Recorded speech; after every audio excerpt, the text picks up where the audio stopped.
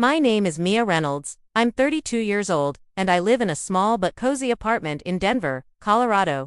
I teach English at a public high school in the suburbs, a job that pays the bills but doesn't leave much extra. I drive a 2015 Honda Civic I bought used.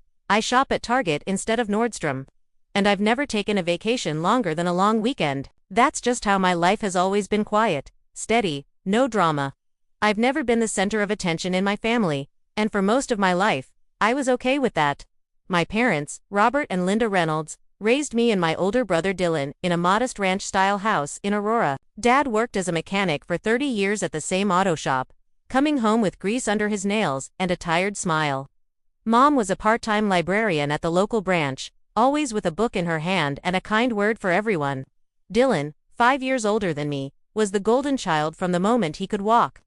He was handsome, athletic, charming, everything people noticed. He played football in high school, got a partial scholarship to Colorado State, graduated with a business degree, landed a sales job in Denver, married his college sweetheart, Katie, and now they have 2 beautiful kids.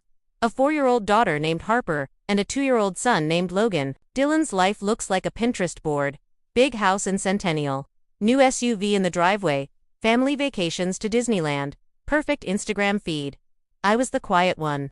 I read books in my room, got straight A's without anyone throwing a party, paid my own way through the University of Colorado with scholarships and part-time jobs, graduated with a teaching degree, and moved into my first apartment with roommates to save money. No one ever said I was the favorite. No one needed to. It was just understood that Dylan got the spotlight, and I got the background. Mom would say things like, "Dylan's got so much on his plate with the kids and work," or "Mia's strong. She can handle it." Dad would nod and say, "That's my girl, always reliable." I never resented it openly.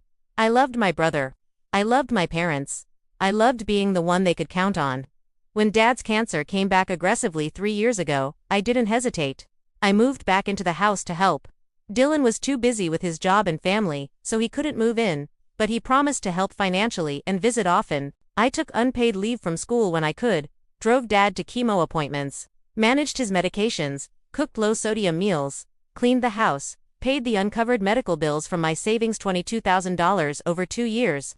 I renovated the bathroom so he could use it with his walker, installed grab bars, replaced the shower head with a handheld one. I sat with him at night when the pain kept him awake, holding his hand, reading to him from his favorite John Grisham novels.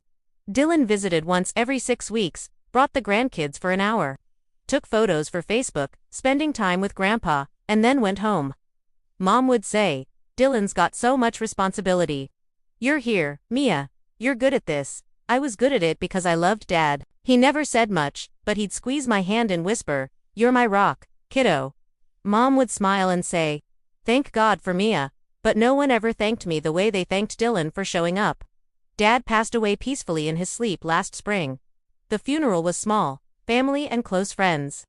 Dylan gave the eulogy perfect words, tears in all the right places. Everyone said he was so strong. I stood in the back, quiet.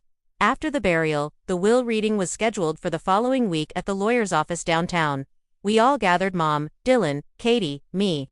The lawyer was kind, an older man who'd known Dad for decades. He opened the folder and read the will aloud. The house in Aurora, the savings account, Dad's old car collection, 3 classic Mustangs he restored in the garage, the life insurance payout, everything went to Dylan. My name wasn't mentioned once. No house, no money, no car, no personal item, nothing. Dylan looked shocked for half a second, then smiled and hugged Mom. Dad knew I needed the house for the kids, he said. Mom nodded, tears in her eyes. "Mia, you're independent. You have your condo. You'll be fine." Katie squeezed Dylan's hand and said, "This is going to change everything for us." Dylan looked at me with a sympathetic smile. "Sorry, sis, but you're the strong one, right?" I didn't cry. I didn't yell. I just nodded, said, "Congratulations," hugged Mom, and left. I drove home in silence, parked my car, walked inside, and sat on the couch for a long time. No tears, just quiet. I felt empty, but not surprised. I had always been the backup. Why would the will be different? Dylan started the process of selling the house. He called me once. "Hey sis, if you want any of Dad's tools or photos, come by before we list it." I said, "I'm good." He posted photos of the house on Instagram. New chapter for our family, honoring Dad's legacy. The comments were full of congratulations, and so happy for you. No one asked why I wasn't there. I didn't tell them I had been paying the property taxes for the last 2 years when Mom's pension wasn't enough. I didn't tell them I had been the one who found Dad's hidden journal in his nightstand drawer, pages and pages of handwritten notes about how proud he was of me.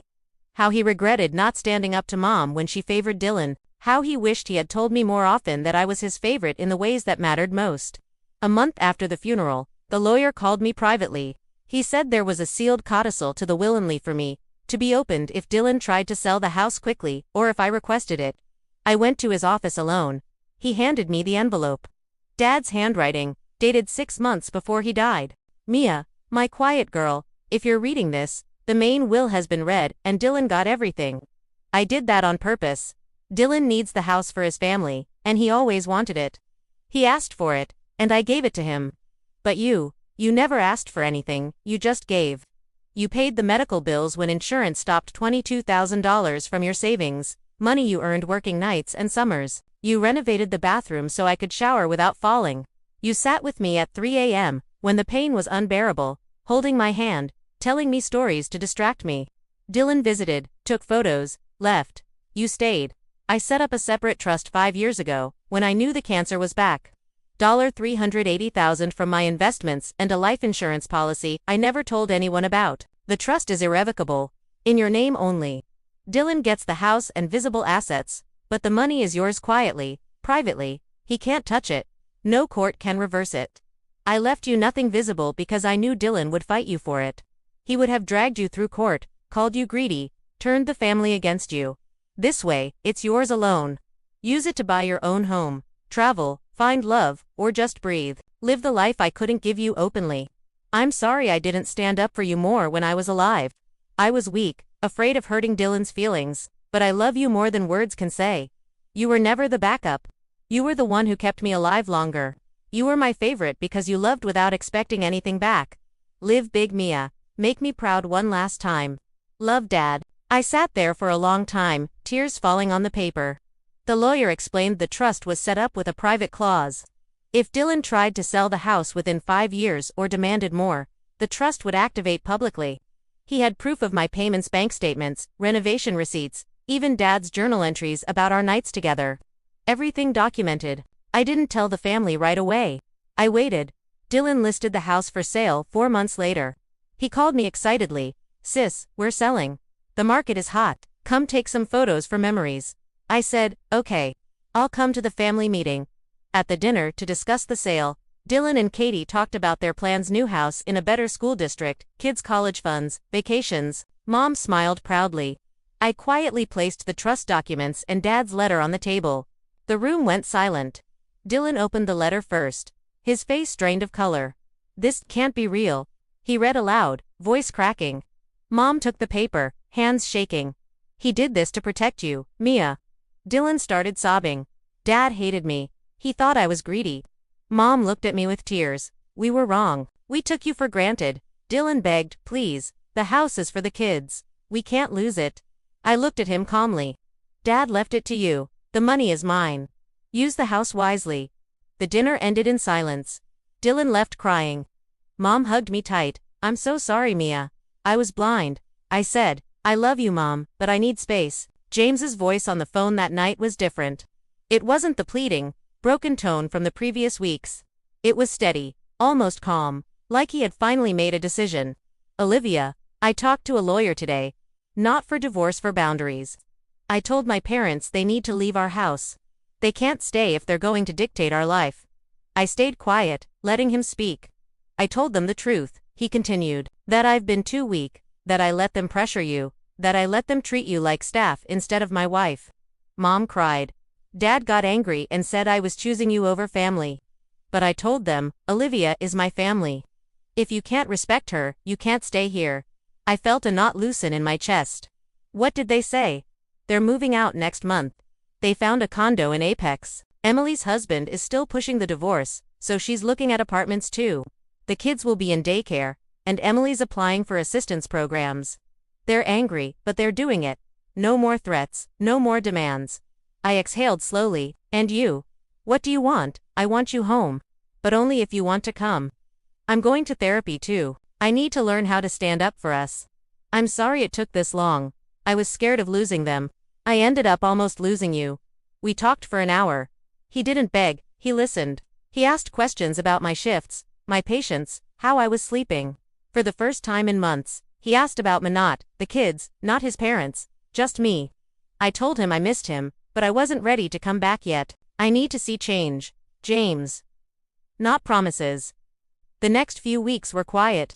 James sent photos of the house-empty guest room, packed boxes, new locks on the doors. Susan stopped calling me names in voicemails and started sending short, awkward texts. I'm sorry for how I acted. I was wrong. Emily sent a photo of the kids at daycare. They miss you. We all do. I didn't reply right away. I needed time. I stayed in the apartment, kept my shifts, started running in the mornings to clear my head. Therapy helped me see that I had let the guilt keep me small for too long. I wasn't selfish for wanting a career and a life. I was human. One Saturday, James showed up at my apartment with coffee and a bouquet of sunflowers, my favorite.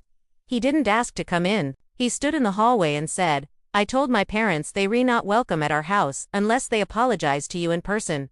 They agreed. Mom's writing you a letter. Dad's too proud, but he's stopped talking about cutting me off. I let him in. We sat on the couch. He looked tired but determined. I love you, Olivia. I was wrong to let them walk over you. I want us to start over with rules. No more free childcare. No more guilt trips. If we have kids, we decide together. No one else. I looked at him for a long time. I love you too, but I need to see it, not just hear it. He nodded. I know. Take all the time you need. I'm not going anywhere. A month later, Susan and Robert came to my apartment. They stood awkwardly in the doorway. Susan handed me a handwritten letter. Olivia, I was wrong. I treated you like help instead of family. I expected too much and gave too little. I'm sorry.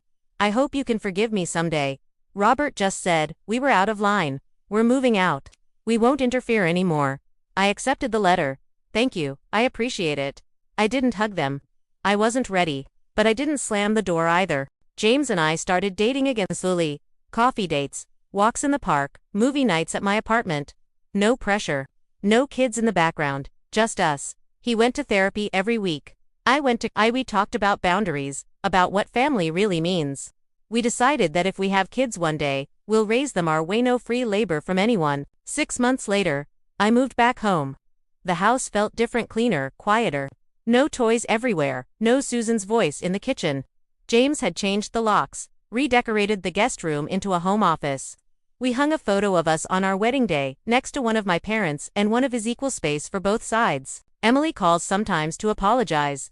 She's in a new apartment, co-parenting, working full-time. She hired a nanny with state assistance. The kids still ask for Aunt Olivia, but now it's because they miss me, not because they need me to watch them. Susan and Robert visit once a month. They bring dinner, not demands. They ask about my work, my patients, my life. They don't mention quitting my job. They don't mention the down payment they never gave. They just sit and talk. James and I are planning a trip to the Outer Banks this summer, just us. No kids, no family, no guilt. We're saving for our own future, on our terms. I still love those kids. I still love James.